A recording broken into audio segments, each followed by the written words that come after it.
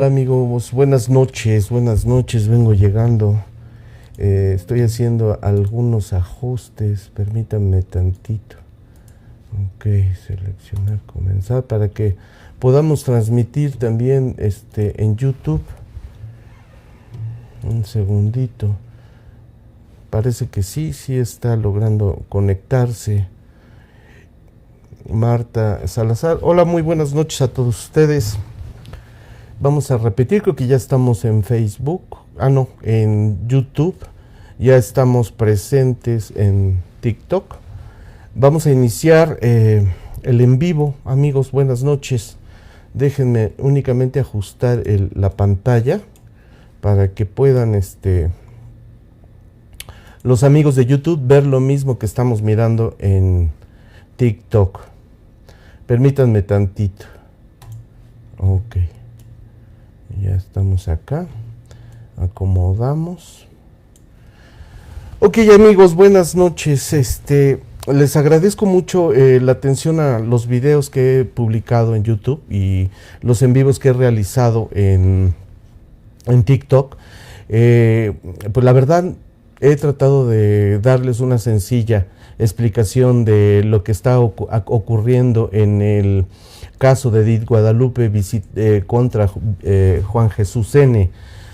Es importante mencionar que en ningún momento mi planteamiento es asegurar la responsabilidad penal y de Juan Jesús.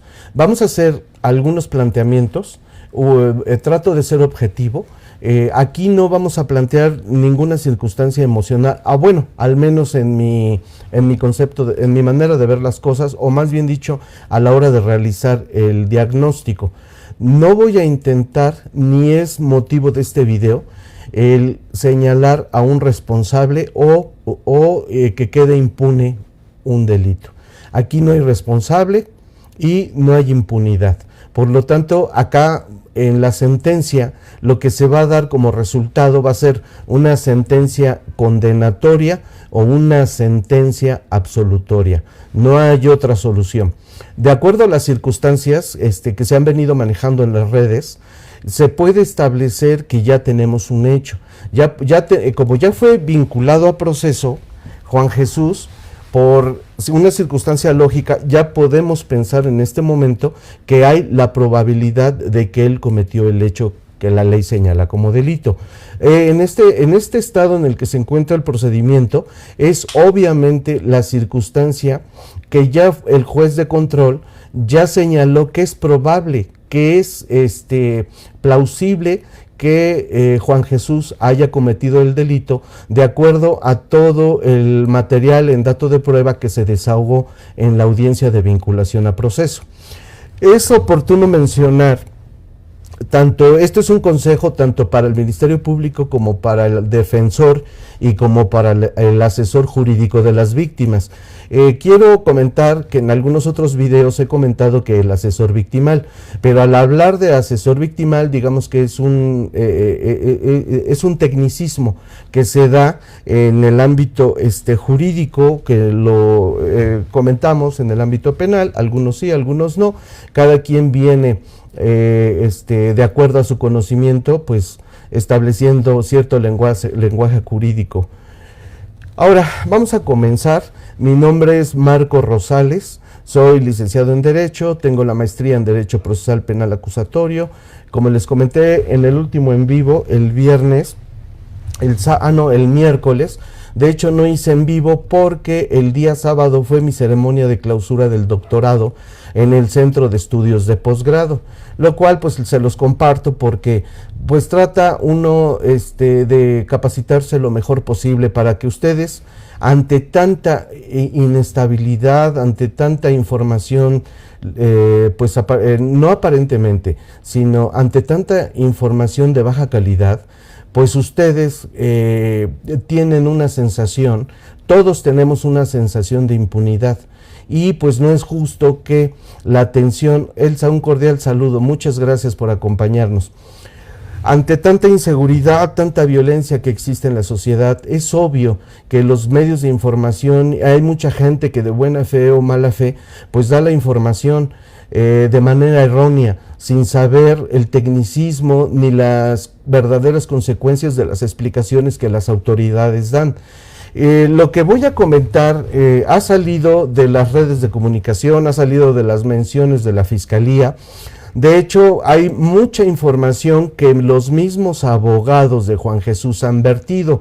Por eso les comentaba en videos pasados que es muy delicado que los abogados propongan o manifiesten una hipótesis. Hay que saber litigar también. Desafortunadamente ya se da un litigio mediático. No nada más se da un litigio ante el órgano jurisdiccional, sino también se da un litigio mediático, pero aquí los abogados sí deben de reservar, de acuerdo a su estrategia, pues alguna información, porque aquí hay un principio en los procedimientos que se llama, que es un principio de adquisición, que este principio de adquisición quiere decir que cuando tú ofreces alguna prueba al procedimiento y durante el procedimiento haces un ofrecimiento, hay un desahogo y hay, para empezar, hay una admisión de la misma prueba.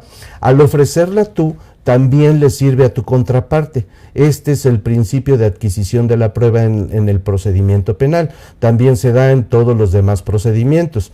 Entonces, si ellos ofrecen ante el órgano jurisdiccional una prueba, también le va a servir a la contraparte, lo cual, si tienes un litigio mediático y tú ofreces algunas opiniones, algunas circunstancias relacionadas con el juicio, es obvio que también le sirve a la contraparte, porque al informar por parte de la Fiscalía digamos que su teoría del caso, para ser técnico, informa a la Fiscalía su teoría del caso, la manera en que ellos tienen la hipótesis de cómo se cometió el hecho y también la probable responsabilidad, la cual en el auto de vinculación a proceso, pues ya tenemos la certeza de que hay un hecho y de la probabilidad que Juan Jesús, en grado de probabilidad, lo cometió. No estamos diciendo que sea culpable o inocente. Lo que sí quiero que les quede muy claro es que aquí hay una víctima, hay una mujer que ya no está con nosotros el día de hoy para defenderse, para explicar cómo fueron las situaciones, para explicar cómo fue la manera en que le privaron de la vida. Eso es imposible. Por eso estoy realizando este video, porque una de las circunstancias muy importantes a valorar es que aquí hay una circunstancia especial del hecho. El hecho, para el ámbito penal, se comenta y no se comenta. El hecho es un hecho de realización oculta. ¿Qué es un hecho de realización oculta? Empezamos a abordar el tema. Ahora sí, miren, antes de que empiece yo a darles una explicación sustanciosa, que espero les construya a todos ustedes, para poder evitar tanta mala información que existe, esa información de muy baja calidad que los medios de comunicación les informan a ustedes, valga la redundancia. Créanme, he visto noticieros, por ejemplo, no vamos a hablar de ningún reportero ni de ningún comentarista, porque el motivo de este video no es ni amarrar navajas, ni mucho menos criticar a alguien. Vamos a hablar desde un punto de vista general. ¿Y esto qué quiere decir? Que en los medios de comunicación, en las redes sociales, la información que existe es de muy baja calidad. Entonces eso genera una incertidumbre y una sensación de impunidad tremenda. No hay quien les explique. O sea, salen los abogados de la defensa y ocupan la técnica de manipulación de victimizar, de ocultar. Yo platicaba en el video pasado que sugiero, esto es de acuerdo a que si ellos quieren o no, que suban el video del auto de vinculación a proceso, para que nosotros podamos ver el ejercicio de defensa que realizaron sus abogados y podamos nosotros establecer si en verdad hay impunidad o hay corrupción o hay una falta de técnica a la hora de defender a Juan Jesús. Para que en ese video también nosotros podamos percibir si existe corrupción o si existe actos abusivos o omisiones o ventajas indebidas que realizó el Ministerio Público. Desafortunadamente, al día de hoy, no hemos visto que las víctimas tengan a su asesor jurídico victimal. Permítanme tantito, prueba a bajar el volumen para que el audio se escuche mejor. Aquí, permítanme, voy a bajar el volumen porque me llegó una notificación. Si alguien me puede comentar si el volumen está muy alto. Buenas noches, Lupe Cermeño. Muchas gracias por estar viendo el video. Vamos a dar una explicación sustanciosa. Este es el abogado que pidió el dinero. Yuset, pues no sé de quién hablas, Yuset, el abogado que pidió el dinero. Ok, vamos a un segundito. En YouTube, les agradezco su presencia a todos ustedes, los saludos que me están enviando, muchas gracias. Ahorita creo que vamos a especificar, le doy las gracias a los que nos visitan en YouTube y obviamente en TikTok. Vamos a dar una explicación. Yo trato de que sea de calidad la información y va a ser única y exclusivamente lo corroborado por la Fiscalía, por la defensa y pues desafortunadamente las víctimas únicamente hacen una pronunciación en los medios de comunicación que aceptan la teoría del caso de la Fiscalía.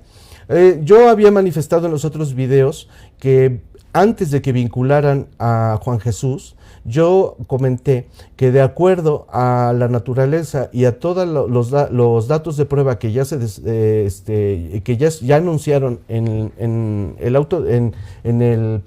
la audiencia inicial, había una probabilidad de que vincularan a Juan Jesús de un 80%.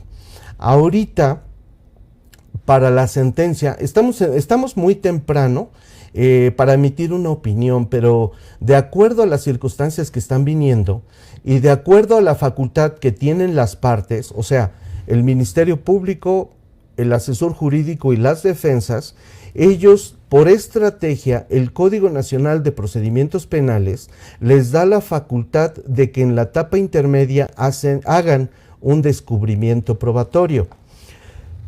¿Esto qué quiere decir? Que ellos pueden reservar estratégicamente aquellas pruebas que para su estrategia de defensa van a llevar a la etapa intermedia. Ahí se realiza la verificación del descubrimiento probatorio de todas aquellas pruebas que están reservándose por estrategia y es en un auto de apertura a juicio oral en donde el juez de control, después de que pase un filtro de depuración de hechos, prueba y medios de prueba, en el auto de apertura a juicio oral se van a desahogar todas aquellas pruebas que fueron autorizadas por el juez de control. Luego entonces les voy a comentar una cosa. En ese momento es cuando la Fiscalía va a ser transparente todas las pruebas que va a llevar a juicio. Por eso la defensa va a tener que ser muy técnico, tiene que tener un conocimiento grande de lo que es el concepto del delito, pero apegado al Código Nacional de Procedimientos, al Código Penal para la Ciudad de México. Obviamente, seguir el camino que marca el Código Penal, el Código Nacional de Procedimientos Penales. Esto es muy importante, amigos. Esta etapa en la que se encuentra ahorita, que es la etapa complementaria de investigación, es para que la Fiscalía siga investigando, para que la defensa siga investigando y para que el asesor jurídico de las víctimas sigan investigando, hasta llegar a la etapa intermedia. Pero me estoy adelantando ya mucho. ¿Por qué? Porque con las circunstancias que son ahorita, si fuera mi asunto en cualquier lugar, ya sea como defensor o asesor jurídico o Ministerio Público, yo ya tengo una visión, yo ya tengo una hipótesis plausible. Si un servidor ya lo tiene, pues con mucho más razón ya lo debe de tener la defensa. Y no debemos de generar baja calidad en la información a la hora de comunicárselos a todos ustedes, porque va a generar desinformación, y esa desinformación va a generar que ustedes piensen que hay corrupción, que ustedes piensen que hay inconsistencias, que ustedes piensen circunstancias totalmente erróneas. Lo cierto es que como este asunto lo están litigando mediáticamente, es obvio que la información que ha vertido la Fiscalía, ellos han, antes de dar información, ellos han valorado las circunstancias para poderla exhibir en las redes y en los medios de comunicación. Si lo ha hecho la Fiscalía ya hizo lo siguiente. Ellos ya sacaron la espada y la Fiscalía sacó una espada de doble filo. Ya saben por a dónde van, pero también le están avisando a la defensa. Y lo cual, si la defensa toma la oportunidad de lo que la Fiscalía le está informando, luego entonces la defensa debe de aplicarse con mucho más razón para no generar impunidad. Lo cual le va a dar legitimidad en un enfrentamiento con las mismas armas a la misma, al mismo asunto en el que nos encontramos. Ustedes van a poder percibir todo este asunto completamente. Lo están mirando desde que la familia empezó a protestar, porque la Fiscalía, no toda la Fiscalía, principalmente los agentes, la Policía Ministerial Investigadora, los cuales fueron los que cometieron, digamos que el delito de omisión en la Procuración de Justicia, derivada de la falta de acción en el hecho de trasladarse inmediatamente a buscar a Edith Guadalupe. Pero digamos que este es un hecho secundario. Aquí no es secundario. O sea, es un hecho digamos que también es corrupción, pero esta circunstancia se va a manejar por una carpeta de investigación aparte. Esto es un delito que se cometió durante un procedimiento, para lo cual los policías ministeriales de investigación, ellos tienen que hacerse cargo de su situación en una carpeta diversa, en una carpeta de investigación totalmente ajena a la carpeta de investigación y al procedimiento que van a llevar Edith Guadalupe y Juan Jesús. Ahora, una vez que ya sentamos esto, quiero repetirle a la audiencia que no es mi planteamiento el establecer la responsabilidad penal de Juan Jesús. Únicamente nos vamos a basar en hechos objetivos, nos vamos a basar en los antecedentes de investigación que la misma Fiscalía nos ha proporcionado para poder establecer una probabilidad de una sentencia, ya sea absolutoria o condenatoria. Les preparé un trabajo, desafortunadamente, bueno, casi vine corriendo, pero les preparé un trabajo para que ustedes vayan entendiendo cómo el juez debe de valorar la situación de este asunto. El juez tiene la obligación les voy a explicar una situación. Miren, este hecho, por las circunstancias como se cometió, este hecho, en el ámbito jurídico, se dice que es un hecho de realización oculta. Así es este hecho. Este hecho, ¿qué es? ¿Qué es un hecho de realización oculta? Es cuando en la comisión de un delito no hay testigos, como lo puede hacer en la desaparición forzada, en el secuestro, en el feminicidio, el homicidio, el abuso sexual, la violación. Perdón por la palabra, no sé si me vayan a castigar los de YouTube o TikTok. Ok. Hay hechos que nada más está, llamémosle el sujeto activo y la víctima. Y a la hora de realizarse no hay testigos. Por las circunstancias, puede ser en lugar cerrado o puede ser un lugar donde no tiene acceso la gente comúnmente. O por las circunstancias en que acontecieron estos hechos, no hubo testigos. Estos testigos pudiesen haber sido, se les dice que son testigos directos. Esto es un hecho de realización oculta. Entonces, para no generar impunidad, la Corte, el Código de Procedimientos y el Código Penal establecieron parámetros de valoración.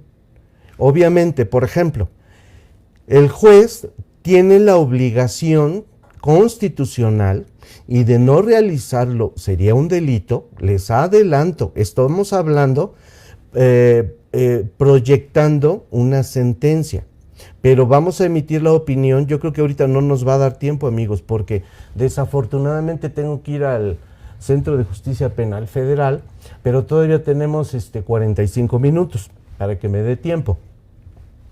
Este hecho de realización oculta, como no hay testigos, el juez, aunado, tenemos al hecho de realización oculta, aunado a la valoración con perspectiva de género que tiene que hacer el juez, él debe de hacer flexible y debe de establecer la vulnerabilidad que tiene la víctima.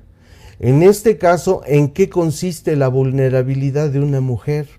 En su constitución física. Edith Guadalupe aproximadamente medía de unos 50 a unos 55 centímetros de estatura, de complexión delgada. Ella se bajó de la moto sin pensar en ningún momento lo que le iba a pasar.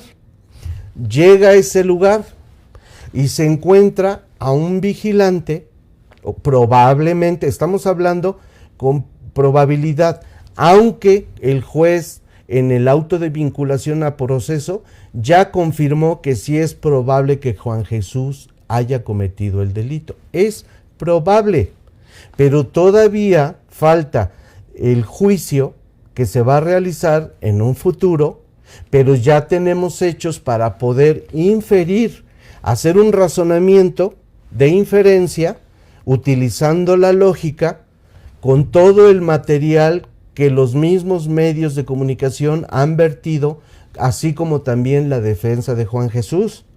En esa circunstancia nosotros vamos a extraer ese material probatorio, hablando para que me entiendan, desde una manera muy sencilla, para que nosotros podamos hacer un diagnóstico y establecer un parámetro de probabilidad de que venga una sentencia condenatoria o absolutoria.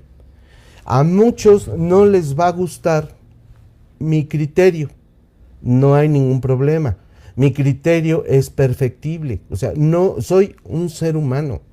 Es lo que quiero que ustedes vean, hay mucha gente que, como decían en la película del Joker, hay mucha gente que nada más quiere ver arder al mundo.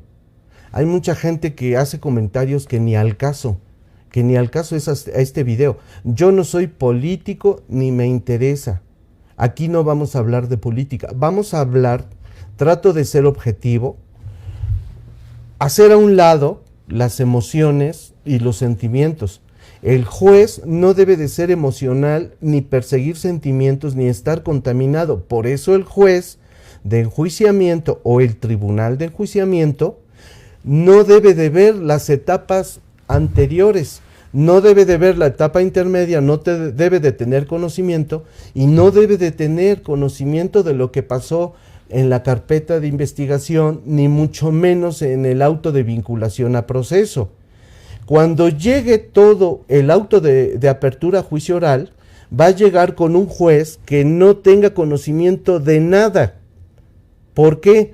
Porque hasta ese momento se van a desahogar pruebas. Lo que ha pasado ahorita para vincular a Juan Jesús es que el Ministerio Público y los demás operadores, la defensa, yo no tengo conocimiento que las víctimas tengan asesor jurídico de las víctimas. Ellos lo que hacen es enunciar datos de prueba, y si es cierto, se pueden desahogar pruebas en la etapa de vinculación a proceso, cuando la defensa regresa y se hace cargo de la etapa se hace cargo de la vinculación a proceso solicitada por el Ministerio Público. Pero la fiscalía mencionó, no es mi opinión, ni es mi información, la fiscalía mencionó que se opuso y yo deduzco que por faltas de técnica o faltas de que no se filtró bien ese medio de prueba que intentaron desahogar como prueba en el auto de vinculación a proceso, obviamente si tú no haces un ofrecimiento bien con un medio de prueba que sea pertinente, idóneo, ¿ok? Y que se refiera a los hechos que se están investigando, el juez de control no te los va a dejar que se desahoguen como prueba en la vinculación a proceso. Yo sé que estas circunstancias, amigos, para ustedes es difícil entender tal vez. Esta circunstancia no es fácil de explicar. Le explico a mis alumnos de la maestría y créanme que luego ni el licenciado en Derecho entiende bien. Créanmelo. Entonces nosotros ocupamos herramientas para poder hacer que entiendan, pero esto no es básico ni es sencillo. A mucha gente les va a aburrir el video, a mucha gente, pero aquella persona que se tome en serio las cosas y quiera saber qué está pasando de una manera objetiva, para eso estoy aquí, porque quiero darle algo a mi comunidad. Quiero que ustedes se enteren desde el punto de vista jurídico lo que en verdad está pasando. Y no porque si soy reportero y doy la información, o tengo sesgo político, o tengo interés político, o vamos a estar a favor de las víctimas, sí. Aquí es un hecho. Es mujer, una mujer que ya no está aquí. Y las partes ofendidas, que son su familia, tienen el derecho a saber la verdad. En el proceso penal, el objeto del derecho penal es el esclarecimiento de los hechos. Procurar que el responsable no quede impune. ¿De acuerdo? Entonces, en esa vertiente, el procedimiento penal y los jueces tienen que separarse de emociones. Aquel que lleva las emociones a los tribunales seguramente perderá el juicio. Esto no es de juicio, el abogado no se debe de victimizar, y aquí es un litigio objetivo y fuera de emociones, no es visceral, ¿de acuerdo? Porque si no estaría contaminado y no sería justicia. Lo justo, la justicia, decían los romanos, es darle a cada quien lo que le corresponde. Y eso no es fácil, no es fácil. Tienen que pasar todavía el filtro los jueces por la presión que hacen políticamente, la presión que hacen los medios de comunicación, tal vez la corrupción de que les ofrezcan dinero. Hay muchas circunstancias para las cuales el juez debe de estar preparado. En la Ciudad de México, voy a comentarles una cosa. Ustedes en la Ciudad de México, yo litigo en toda la República, y los de la Ciudad de México hay gente extremadamente competitiva, próvida. Ojalá y le llegue a un juez de esa magnitud el asunto, que considero que el Tribunal Superior de Justicia de la Ciudad de México va a escoger a esos jueces que tienen en la Ciudad de México intachables, incorruptibles, con mucho conocimiento en relación a la valoración de las pruebas que se desahoguen en juicio. Ahora, quiero aclararles una cosa, amigos. Los datos de prueba que se desahogaron en la vinculación van a quedar obsoletos para el juicio. En juicio se van a desahogar todas aquellas pruebas y el juez únicamente va a valorar las pruebas que se desahoguen en juicio. Él no tiene que ver ni la carpeta de investigación, está prohibido bajo el principio de inmediación que el juez trate en lo individual o con el asesor victimal o con el Ministerio Público o con la defensa. Prohibido. El juez no puede ni siquiera tomarse un café con ninguno de ellos. De hablar con él, lo tienen que hacer en presencia de las tres partes. Puede estar presente la víctima, el defensor, el Ministerio Público y hasta el imputado. Pero el juez, prohibido. Imagínense el grado de probidad que el Código Nacional de Procedimientos Penales, al prohibirles que traten el asunto en lo personal y en lo individual, que quiere para que no se contaminen. Entonces, si el Ministerio Público habla con el juez antes de las audiencias, es delito. De una vez les digo, es una circunstancia que ustedes deben de saber, todos ustedes, porque estos comentarios les van a servir para todos ustedes en todos sus asuntos en el ámbito penal, porque estamos hablando del procedimiento penal, estamos hablando del Código Penal de la Ciudad de México en relación con digamos que entre comillas, lo que manda el Código Penal de lo que se debe de entender formal y objetivamente de lo que es un delito. ¿De acuerdo? Aquí no aplica la teoría del delito. Aquí únicamente aplica lo que dispone la ley, el Código Penal para la Ciudad de México. Ahí es donde dice que es delito, que es la responsabilidad, viene que es el dolo, que es la consumación instantánea, que es la consumación y todas las calificaciones del delito. ¿Ok?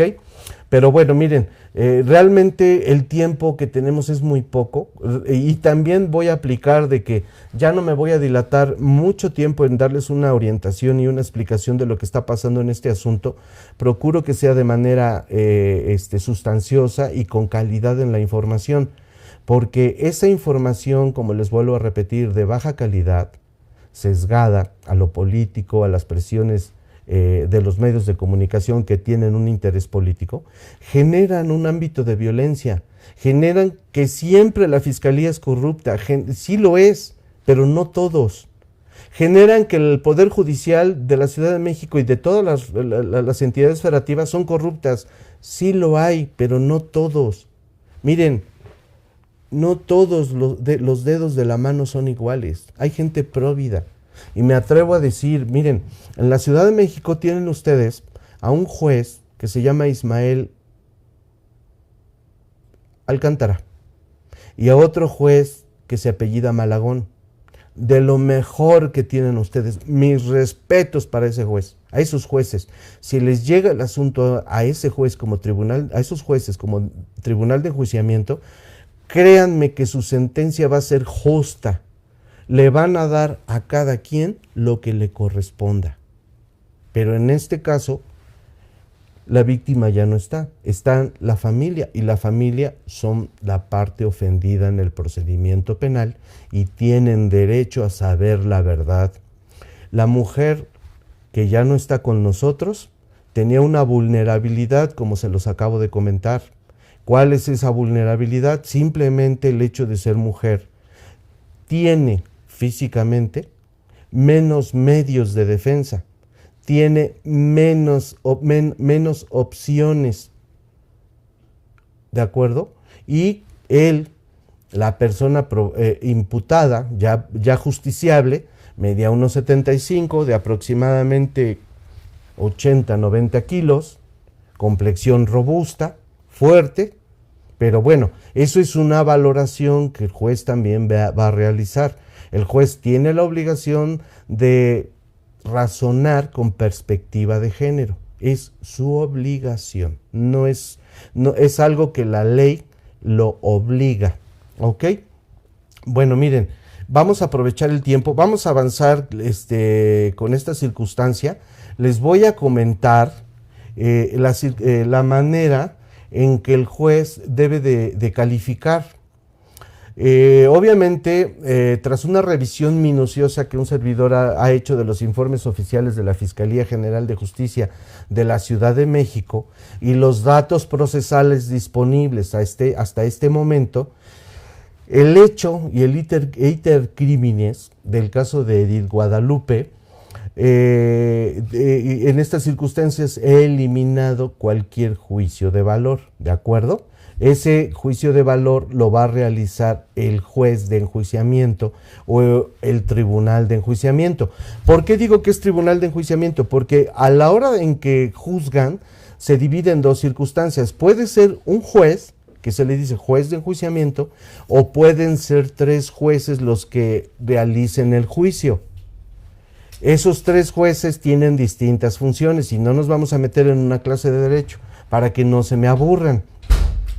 Ahora, tenemos que establecer el hecho. El ministerio, el juez, con el escrito de acusación, con el auto de apertura a juicio, el Ministerio Público, la defensa y el asesor victimal deben de referirse al hecho por el cual se le va a enjuiciar a Juan Jesús, y desde una manera general, partiendo de todos los elementos que hemos tenido y que la mayoría sabe, en fecha vamos a establecer una especie de alegato de apertura, o más bien dicho, los elementos esenciales que va a tener un alegato de apertura.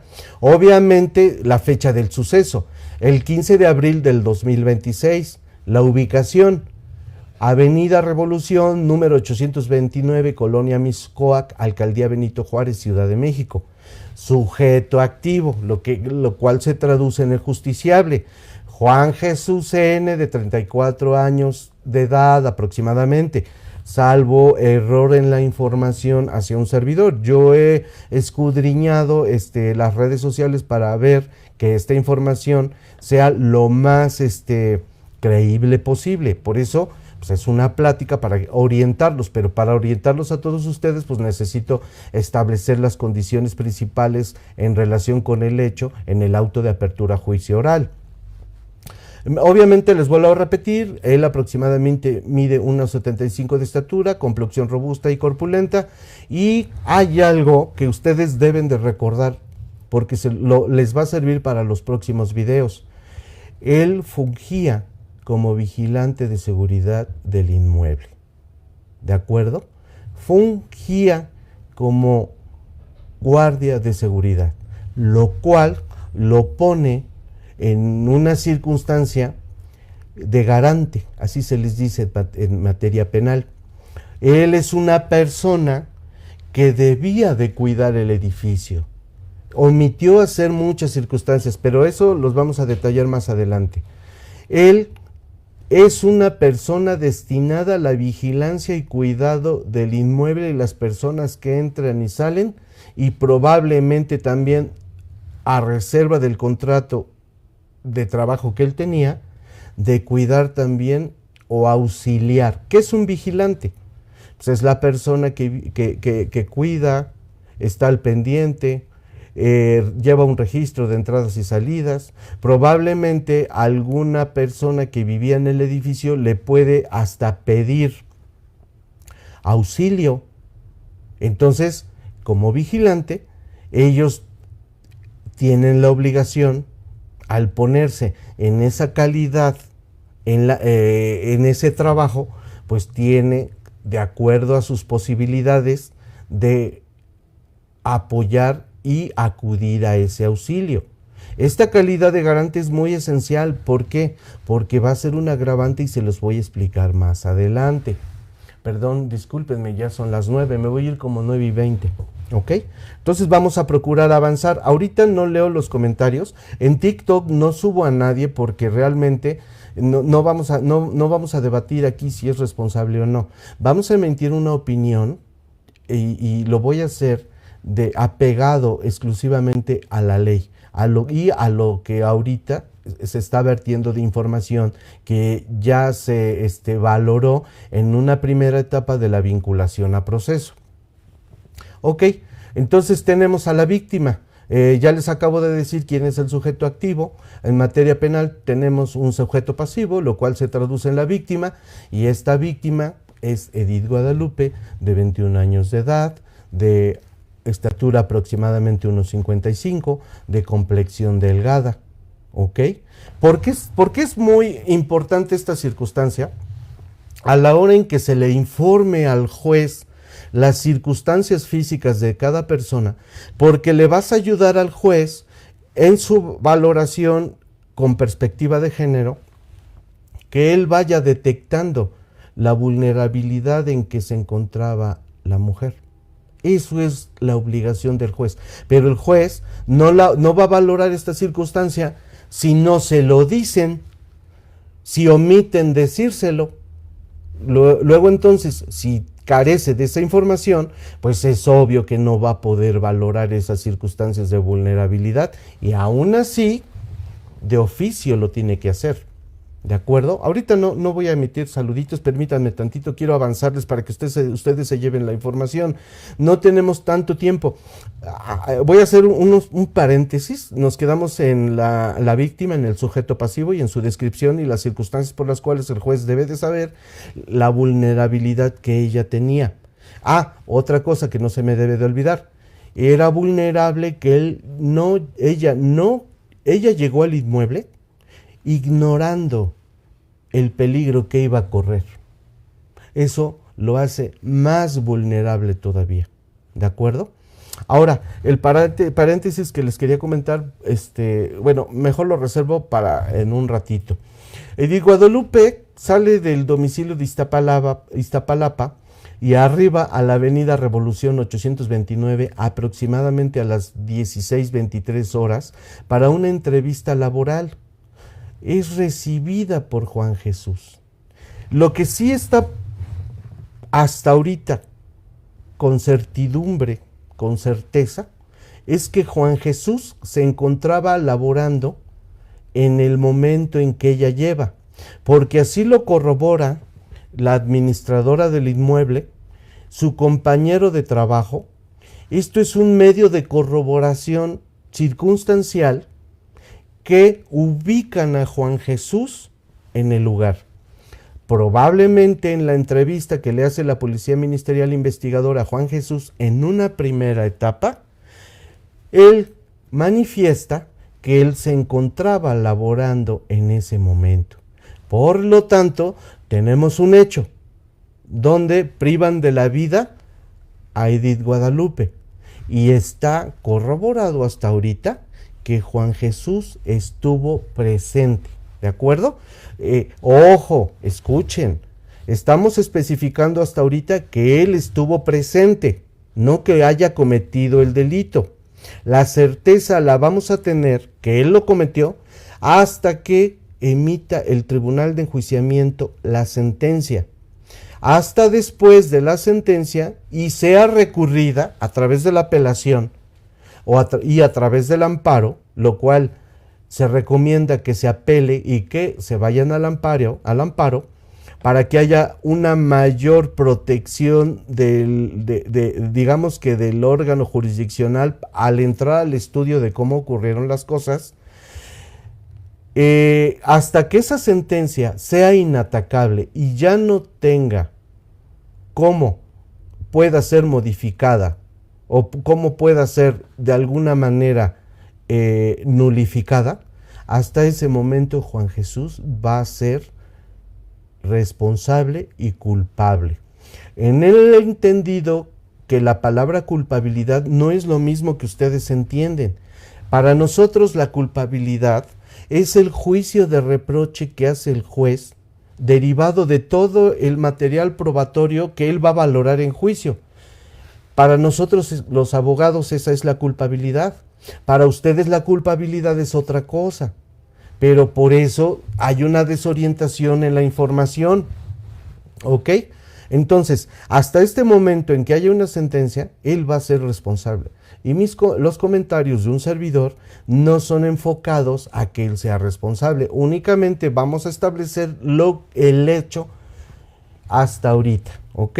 No estamos especificando si él es inocente o culpable. El motivo de un servidor es darles una información de calidad y no a nivel de a lo mejor los influencers que opinan y sin saber, o los reporteros y comentaristas que hay en los medios de comunicación que opinan sin saber, y muchas veces hasta los directores de edición de sus programas pues no saben y no tienen la responsabilidad o al menos el detalle de asesorarse bien de un abogado penalista, y lo único que se dedican pues es a enfocar y sesgar la información para malinformarlos a ustedes y crear un ambiente de inseguridad y de violencia, que sí la tenemos, tampoco voy a tapar el sol con un dedo.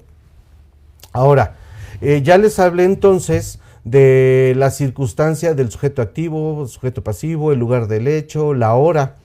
Edith Guadalupe, les volví a comentar, llega entre las 12:23 horas a una entrevista, lo cual la ponía en vulnerabilidad porque ella no sabía que tenía peligro. Y Juan Jesús, que era el obligado a dar seguridad, la recibe en ejercicio de su función como garante de acceso.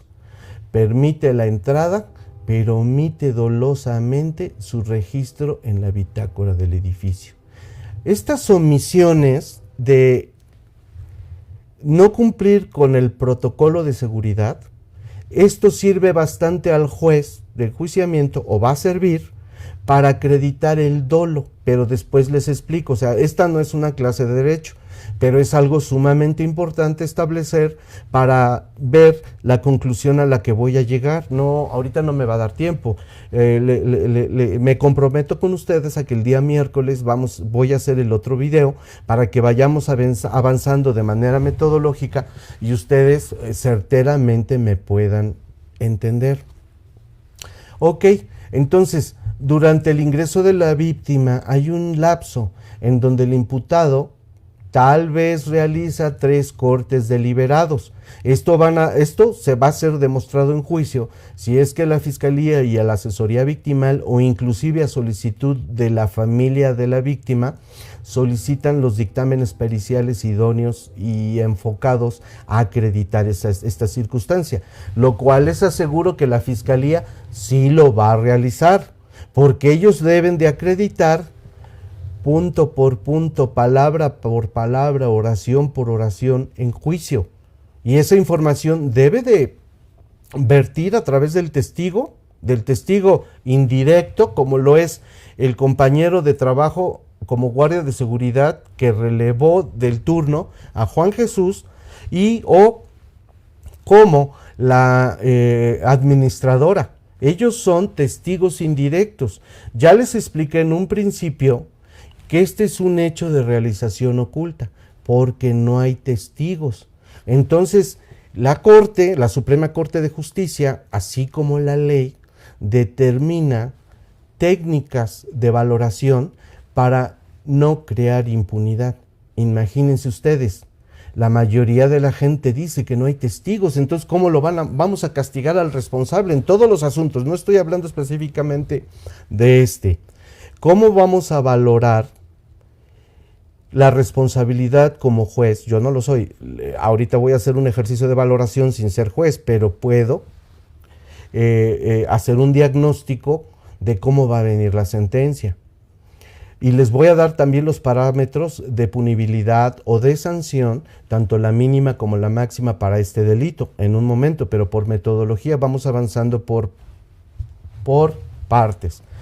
Entonces, la ley, las valoraciones le permiten al juez hacer una valoración para no generar impunidad.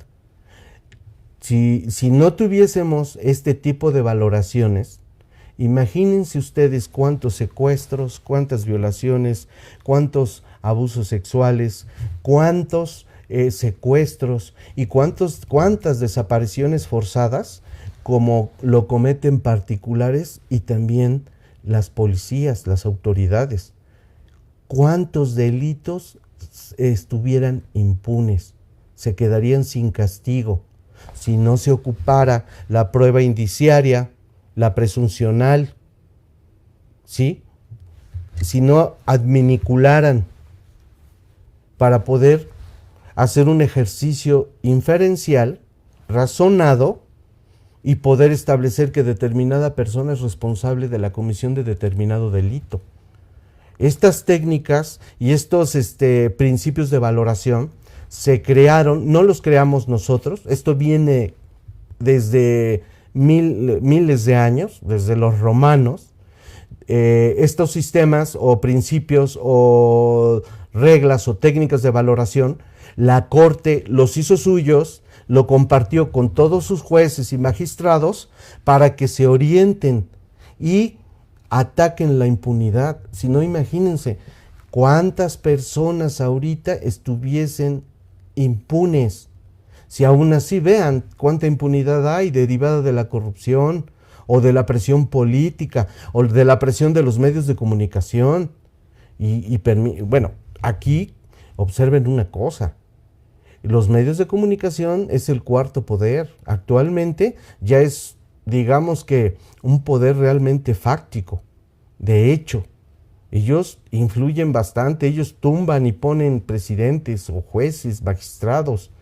Pero bueno, esto no es la política, más bien dicho, es un concepto del cual el juez debe de estar libre, o el magistrado. ¿Ok? Y vamos avanzando. Estábamos hablando en relación a que hay un lapso de tiempo en donde el imputado realiza 3 cortes deliberados del sistema eléctrico del sistema de videovigilancia.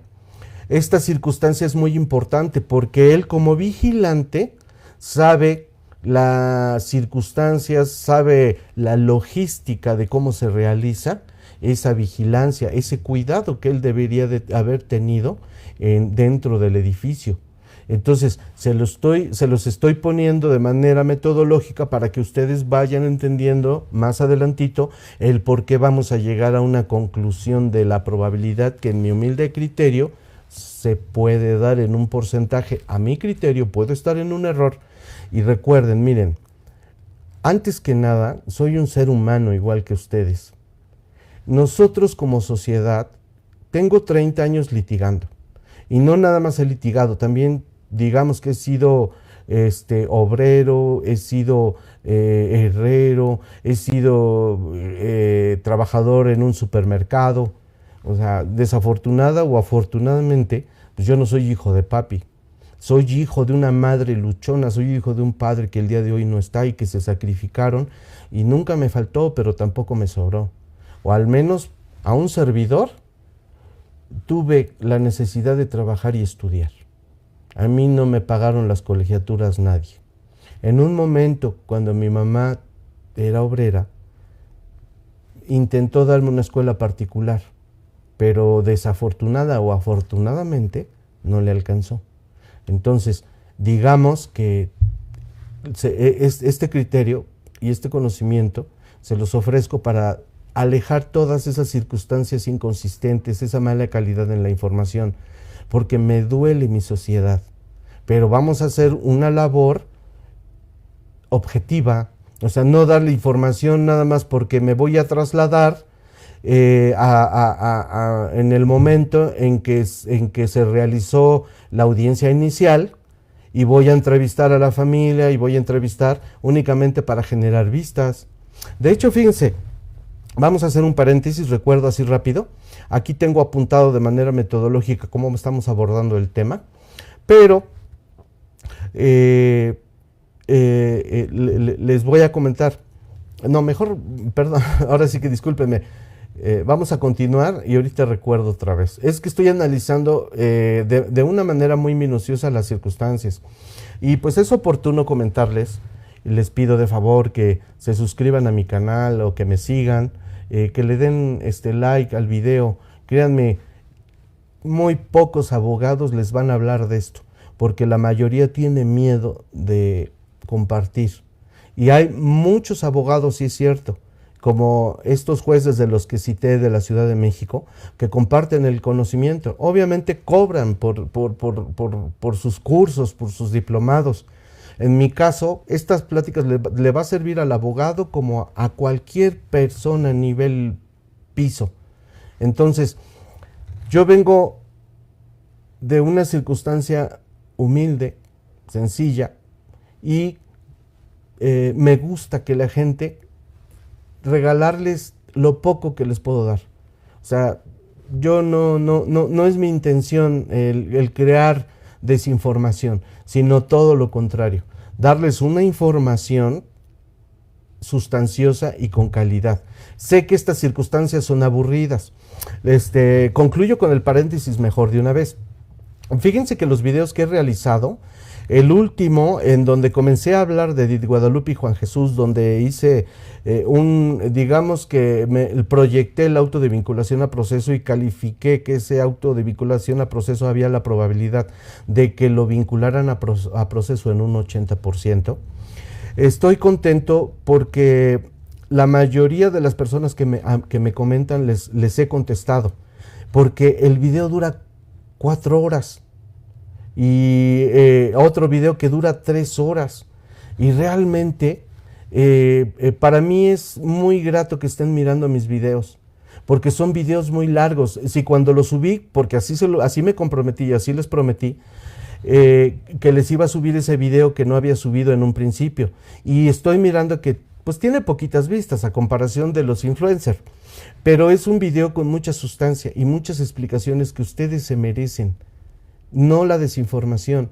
Entonces, gracias a Dios me han preguntado mucho, a todos los que me preguntan y comentan, a todos les comento, aunque luego estoy con el celular, luego no puedo, pero también les debo de agradecer el tiempo que ustedes ocupan, porque son 3 horas de video, 3 horas de su vida que yo les agradezco inmensamente. Es un video larguísimo. Entonces, el hecho de que tenga visitas, pues a mí me llena, la verdad, de mucha felicidad. Por eso les contesto. Porque si ustedes tuvieron la amabilidad y el sacrificio de ver mis 3 horas de video en uno, 4 horas en otro y otras 3 horas en el otro video que están relacionados con este tema, se los agradezco bastante, créanmelo. Por eso ahorita dije, estaba yo en el Centro de Justicia Penal Federal y dije, voy a hacer mi video porque pues debo de ser recíproco. Ustedes me dan like, se suscriben a mi canal y me siguen, y yo mínimo de agradecimiento en atención a las 3 o 4 horas que ocupan ustedes para ver el video, quizás más, quizás menos, pero lo ocupan. Entonces mínimo debo de tener la responsabilidad y de ser recíproco y agradecerles de esta manera los comentarios y el apoyo que me han dado. Todos los comentarios me sirven, las críticas igual. Aprendo más de la crítica que de mis aciertos y se los agradezco bastante, créanmelos, mire, de todo corazón se los agradezco. Y vamos a continuar. Entonces ese es el paréntesis que les quería decir. Denle like, les agradecería a este en vivo, para que más gente se entere, porque fíjense, es preocupante y es mucha responsabilidad para un servidor hablar estas cosas. Pero apóyenme para que pueda yo seguirlo haciendo. Acuérdense que nos dice un dicho que iba yo a decir una tontería, pero creo que no me queda. El caso es que juntos hacemos fuerza y esta información la debe de saber mucha gente. Sé que es pesada, pero créanmelo que va a valer la pena. Va a valer la pena y en un momento dado ustedes van a entender por qué pasan las cosas. Créanmelo.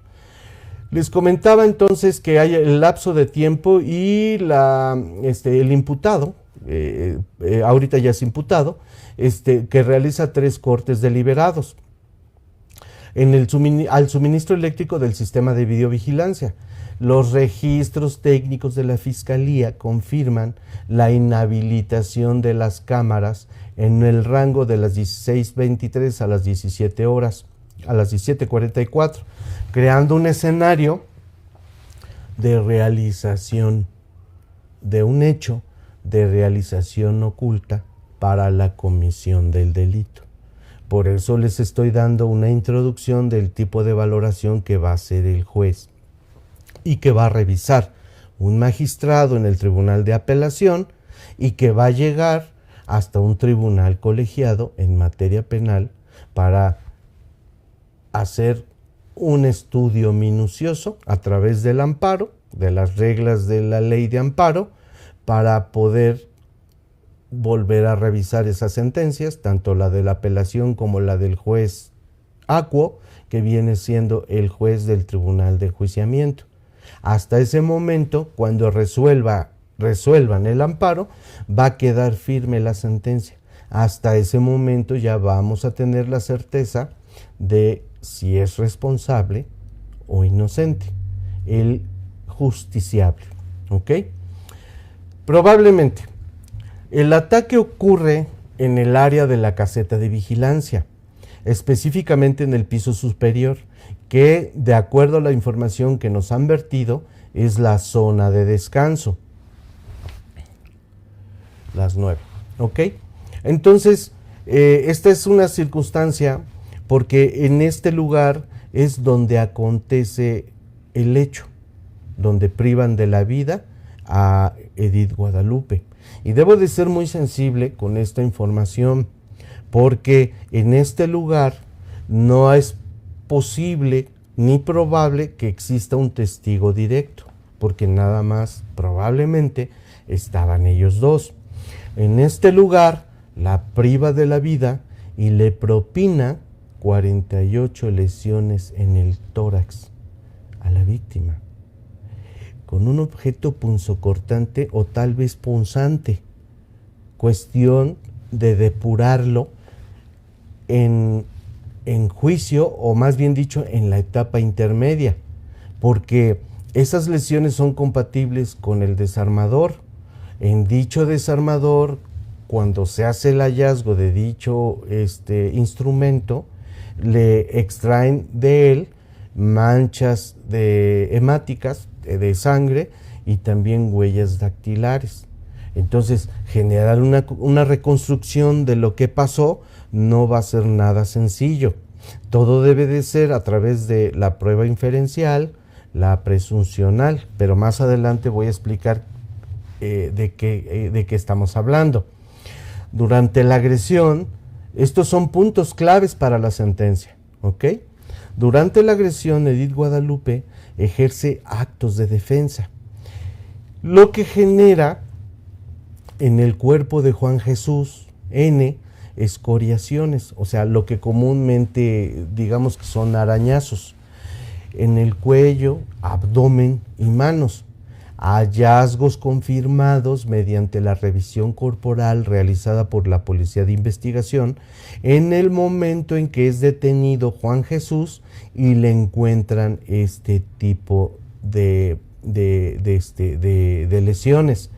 Circunstancia que vamos a hacer un comentario. Miren, esta información la vertió el abogado de Juan Jesús y desde un punto de vista objetivo, la defensa debe de ponerse las pilas aún más, en el sentido de que si ellos creen en la inocencia de su imputado, ellos deben de plantear una defensa material, deben de ofrecer una teoría del caso creíble, congruente, corroborable, y si nada más ellos se van a enfocar a decir que hay inconsistencias, es porque tal vez están planeando irse a juicio con una defensa basada en insuficiencias en pruebas y en esas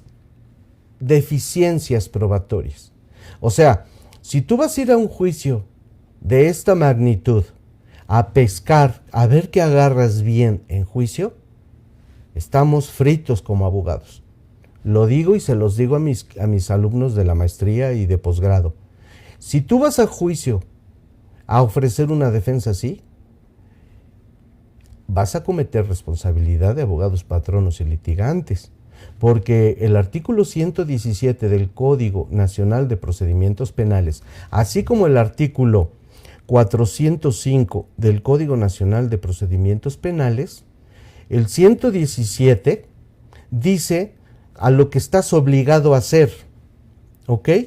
A trabajar una excluyente del delito o de una responsabilidad penal, o de la responsabilidad, mejor dicho.